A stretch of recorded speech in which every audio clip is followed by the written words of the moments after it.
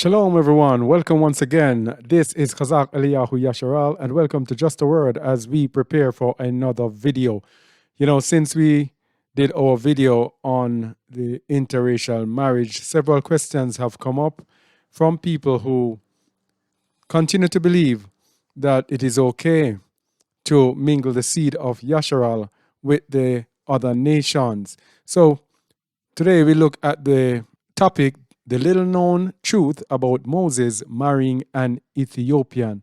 And even as we continue in this series, we are reminded about this verse that we found, that is found in the book of Leviticus. Vayikra 19:19. Ye shall keep my statutes. Thou shalt not let thy cattle gender with a diverse kind. Thou shalt not sow thy field with mingled seed. Neither shall a garment mingled of linen and woolen come upon thee. Now ask yourself this question now. The set apart seed of Yasharal. How can it be mingled when the Most High does not even want your cattle to be mingled? He doesn't even want this seed that you sow in your field to be mingled.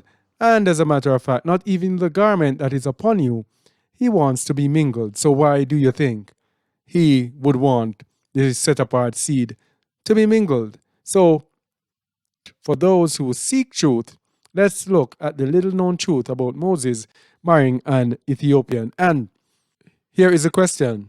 But the Bible says Moses married an Ethiopian. Isn't that saying that Israelites marrying other nations is acceptable before the Most High? And again, we ask, as we have always asked, what does the word say? And so we go to the word. And the first thing we get from the word, Numbers 12, verse 1. And Miriam and Aaron spoke against Moses because of the Ethiopian woman whom he had married, for he had married an Ethiopian. Okay, so people see this isolated verse, no connected verse to explain what it means, and they take it that Moses had an Ethiopian wife. Now, notice it says, because of the Ethiopian woman whom he had married. So we have to go and find scriptures to show when did Moses marry this Ethiopian woman.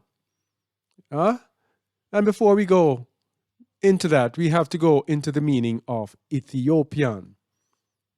The word Ethiopian there is from the Hebrew word Kushith, which means a Cushite woman. A Cushite woman. So it was not speaking about the country that we call Ethiopia. It was speaking about the nation of people called the Cushites. So Moses married a Cushite. And before we even go into showing Moses, we have to show a principle. Because you have to have principles that you look at to get understanding of things. Biblical principles that never change. And so we go to the book of Yabelim, the book of Jubilees. And that is Jubilees what? 33. And let us start at verse 8, and we'll go to about verse 11. This was a situation in which Reuben had uncovered his father's skirt, as the Bible says, but this is where this actually means he had sexual intercourse with Bilhah, who was Rachel's handmaid, whom Jacob had children with. Verse 8. Where after this was after Reuben, it was told to Jacob that Reuben went in unto her. And Jacob was exceedingly wroth with Reuben because he had lain with Bilhah, because he had uncovered his father's skirt. And Jacob did not approach her again because Reuben had defiled her. And as for any man who uncovers his father's skirt, his deed is wicked exceedingly, for he is abominable before Yahuwah. For this reason it is written and ordained on the heavenly tablets that a man should not lie with his father's wife. and should not uncover his father's skirt, for this is unclean. They shall surely die together, the man who lies with his father's wife, and the woman also, for they have wrought uncleanness on the earth. And there shall be nothing unclean before Yahuwah or Almighty in the nation in which he has chosen for himself as a possession. And we know that Bilhah and Reuben were not killed. And why were they not killed? And we go to verse 15 to see why they were not killed. Starting at 14, for to no man who does so in Yasharal is it permitted to remain alive a single day on the earth, for he is abominable and unclean. But Reuben was not killed. And here's why. 15, and let them not say, to Reuben was granted life and forgiveness after he had lain with his father's concubine, and to her also, though she had a husband, and her husband Jacob, his father, was still alive. For until that time there had not been revealed the ordinance and judgment and Torah in its completeness for all. But in your days it has been revealed as a Torah of seasons and of days, and an everlasting Torah for the everlasting generations. What is this saying there? Reuben and Bilhah were not killed because the law was not yet given in its completeness. But in Moses' days, it was revealed. And when was it revealed in Moses' day? It was revealed at Sinai.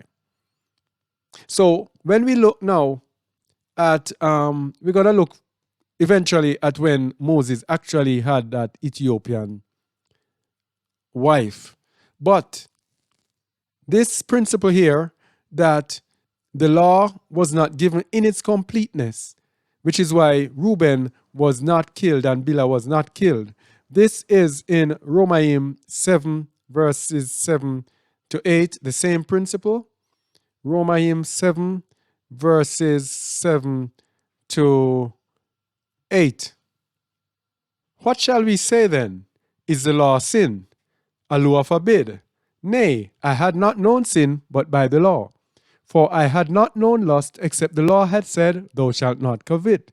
So it's telling us here that the law is there to show us what sin is. But it went on to say, but sin, taking occasion by the commandment, wrought in me all manner of concupiscence. Now here's the part that we want, the principle. For without the law, sin was dead. This was what took place in Reuben's case. The law was not given in its fullness, and so there was no judgment of death that was on Reuben and Bilhah.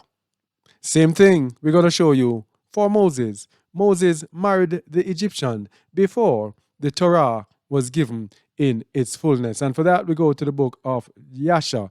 The book of Yasharal, chapter 72. And we're going to see the circumstances around Moses and what actually Miriam and Aaron were speaking about, because we're going to show you that this was Moses' past life. And Moses was leading, and they brought up his past life to convict him about what happened in the past. Now we know that Moses, before he came back to Egypt, he went into Midian, but before Midian, he was in the nation of Cush. Chapter 29. Now after the death of Kikianos, king of Cush, it grieved his men and troops greatly on account of the war. So the children of Cush were at war, and they were being defeated in the war. So Moses was there with them, and they decided to make Moses king. And so we're going to see what happens after that. So they said one to the other, give us counsel what we are to do at this time, as we have resided in the wilderness 9 years away from our homes. If we say we will fight against the city, many of us will fall wounded or killed. And if we remain here in the siege, we shall also die. For now all the kings of Aram and of the children of the east will hear that our king is dead, and they will attack us suddenly in a hostile manner, and they will fight against us and leave no remnant of us. Now therefore let us go and make a king over us, and let us remain in the siege until the city is delivered up to us. And they wished to choose on that day a man for king from the army of Kikianos, and they found no object of their choice like Moses to reign over them. And they hastened and stripped off each man his garment and cast them upon the ground, and they made a great heap and placed Moses thereon. And they rose up and blew with trumpets and called out before him and said, May the king live, may the king live. And all the people and nobles swore unto him to give him for a wife Adoniah, the queen, the Cushite, wife of Kikianos, and they made Moses king over them on that day. So this is it. Moses married the Cushite. Remember, Ethiopia means Cushite. So he married Adoniah, the queen, the Cushite, wife of Kikianos, and Moses was made king that day. But guess what happened after that? And Moses reigned over the children of Cush on that day in the place of Kikianos, king of the Cushites. So what happened between Moses and that queen? And we have to go to the book of Joshua, chapter 76, verses 3 to 12. Start at verse 2. And all the children of Cush loved Moses all the days that he reigned over them, and all the inhabitants of the land of Cush were greatly afraid of him. And they were afraid of him, of course, because Yahuwah was with him. And in the 40th year of the reign of Moses over Cush, Moses was sitting on the royal throne, whilst Adoniah the queen was before him, and all the nobles were sitting around him. And Adoniah the queen said before the king and the princes, What is this thing which you, the children of Cush, have done for this long time? Surely you know that for 40 years that this man has reigned over Cush, he has not approached me, nor has he served the mighty ones of the children of Cush. So Moses was married to the Ethiopian, and he never went in to the Ethiopian. Yes? The Most High just used the Ethiopian queen of Cush so that Moses could be king over them, so that he would learn how to rule, so that when he was to go and lead the children of Yasharal, he would know and have all the experience of leading. Yeah? Now therefore hear, O ye children of Cush, and let this man no more reign over you, as he is not of our flesh. Behold, Menacros, my son, is grown up.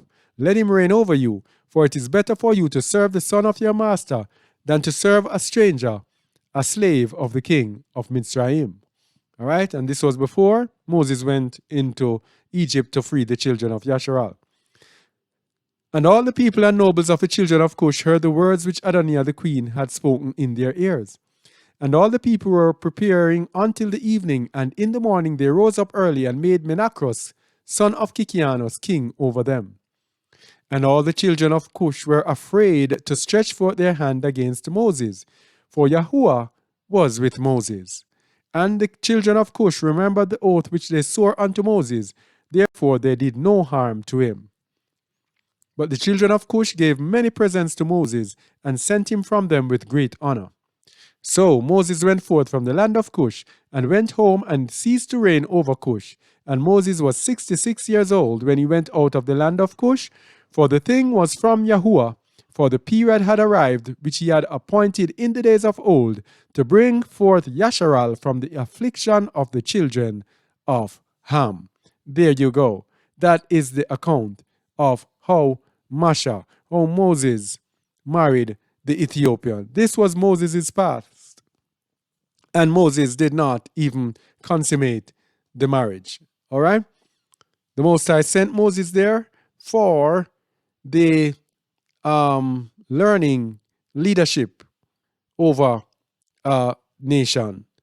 And from there, you know what happened after that.